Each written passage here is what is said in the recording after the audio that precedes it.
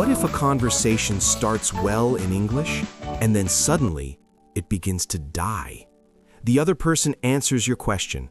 They smile, you smile, and then silence. Your mind goes blank.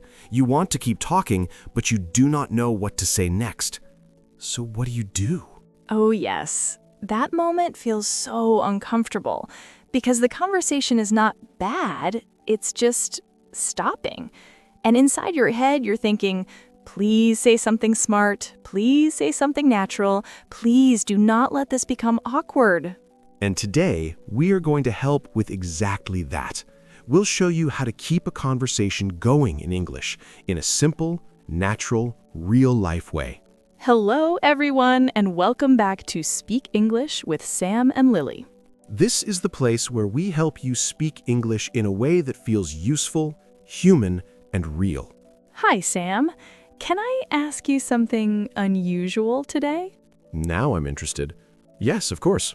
If a conversation were an animal, what animal would it be? That is a very unexpected question. Maybe a cat. A cat? Why? Because if you don't handle it carefully, it can suddenly walk away from you. That is actually very true. And you? What animal is a conversation? Maybe a bicycle. If it keeps moving, it feels easy. But if it stops, everyone falls into awkward silence. Okay, that is excellent. And actually, that connects perfectly to today's topic. Yes, because something happened yesterday that made me think about this. I was talking to someone new. We started very well. I asked a question, they answered, and then nothing. I smiled, they smiled, and my brain just went completely empty. Yes, that exact moment. The conversation is still alive, but only just. Exactly. And I realized something. Starting a conversation is one skill, but keeping it going is another skill. And today, we are doing exactly that. Not just starting a conversation, but keeping it alive, keeping it warm, keeping it natural, keeping it moving when your mind wants to freeze. So today, we're talking about how to keep a conversation going in English with easy follow-up questions for real life. And before we continue, if you enjoy these kinds of real-life English conversations, please like the video. And subscribe to Speak English with Sam and Lily for more easy English podcast episodes. And if you know someone who struggles with awkward silence, share this episode with them. Okay, let's go back to that moment. You ask a question, the other person answers, and now, what do you say next? The biggest idea is this. Your next question should come from their answer, not from nowhere, from their answer. Yes, that makes the conversation feel natural. For example, imagine you ask, "How was your weekend?" And the other person says, "It was good." That is not the end. That is the beginning of your next question. You can say, "Oh, nice, what did you do?" Or, "Really, where did you go?" Or, "That sounds good, who were you with?" Notice something important. These are not big, clever questions. They're simple, but simple questions are often the best questions. Yes, you don't need brilliant questions. You need natural questions. Let's imagine a little scene. You're talking to a coworker on Monday. You say, "How was your weekend?" They say, "Pretty good. I went to the beach." Now you have many doors open. Yes, you can ask, "Oh, nice, which beach?" Or, "Who did you go with?" Or, "How was the weather?" Or even, "That sounds lovely, was it busy?" That is how conversations keep moving. One small answer gives you the next small question. Now let's move to another situation, work or school. Yes, sometimes people think conversation at work must be serious all the time, but actually, small follow-up questions help a lot there too. Imagine your coworker says, "I'm really tired today." If you only say, "Oh," the conversation may die. But if you say, "Oh, really? Busy morning?" Now the conversation can continue. Yes, they might say, "Yeah, I had so many emails." And then you can ask, "Really? Was it just work stuff or home stuff too?" That is a very useful pattern. Ask for detail, ask for feeling, ask for reason.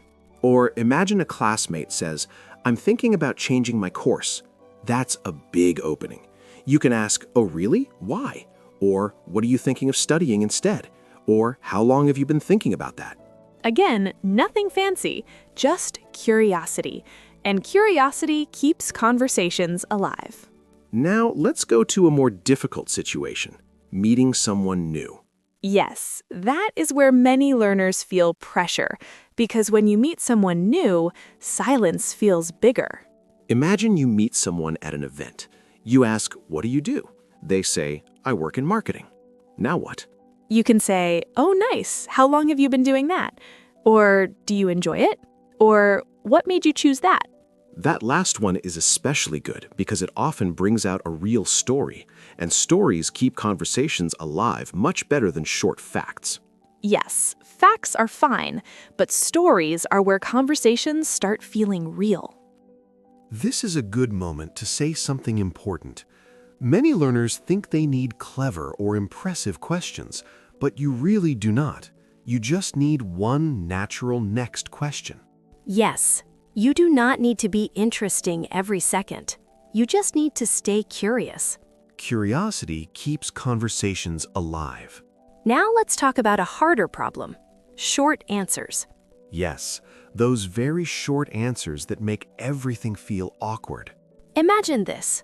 You ask, "Did you do anything nice this weekend?" And the other person says, "Not really." Now, many learners panic. But there are still ways forward. You can open the question a little wider. For example, "Oh, one of those quiet weekends?" Or, "Sometimes that is nice too." "Did you just relax at home?" Or, "Honestly, I like quiet weekends. What did you do?" See what happened there? You did not only ask another question, you also made the conversation feel safe. Yes, that is a big skill. Sometimes people give short answers because they feel shy, or tired, or unsure. A warm reaction can help them open up. Now, let's talk about another common mistake. Conversation can start sounding like an interview. Yes, question after question after question. No warmth, no reaction, no real human feeling. For example, what is your hobby? Why do you like it? How often do you do it? Where do you do it? Yes, that sounds more like a form than a conversation. So instead, soften it. Make it sound more human. For example, "Oh, nice. What do you usually do for fun?" "Really? How did you get into that?" "Do you do that often?" That sounds much better, because now you sound curious, not like an interviewer. And there's another thing that helps a lot. Sharing a little of yourself, too. Yes, good conversation is not only ask, ask, ask. It's ask, listen, react, and share a little. Imagine someone says, "I went hiking on the weekend." You can ask, "Oh, nice. Where did you go?" They answer. Then you can add something small about yourself. For example, "That sounds amazing. I haven't gone hiking in ages." That tiny personal detail makes the conversation feel balanced. Now both people are in the conversation. Okay, let's do one full little story now. A conversation that almost dies and then starts flowing again. Yes. Let's imagine you're talking to a new coworker at lunch. "Hey, how was your weekend?" It was good.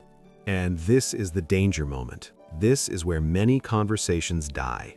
Yes, very true. "Oh, nice. What did you do?" I visited my sister. "Oh, really? Does she live nearby?"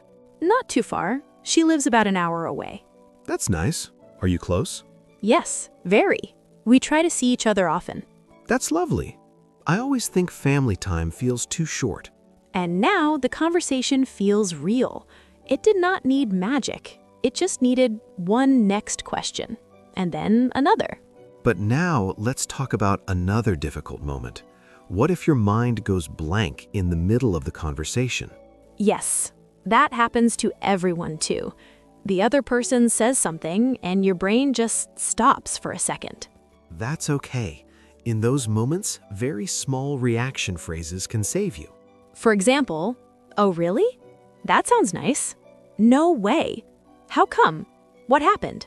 These little phrases buy you time. They keep the conversation moving while your brain catches up. So, what have we really learned today? We learned that you do not need clever questions. We learned that simple questions work best. We learned that your next question should come from their last answer. We learned that reaction plus curiosity keeps conversations alive. And we learned that sharing a little of yourself makes the conversation feel balanced. Yes, awkward silence happens to everyone. Even confident people sometimes don't know what to say next. You do not need perfect English to keep a conversation going. You just need one natural next question. And now we want to hear from you. Which follow-up question from today do you want to remember most? Or tell us, what is harder for you? Starting a conversation or continuing it? We love reading your comments, and it's a great way to practice real English. And if this episode helped you, share it with one friend today.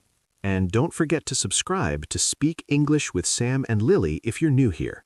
Thank you so much for listening today. We believe in you.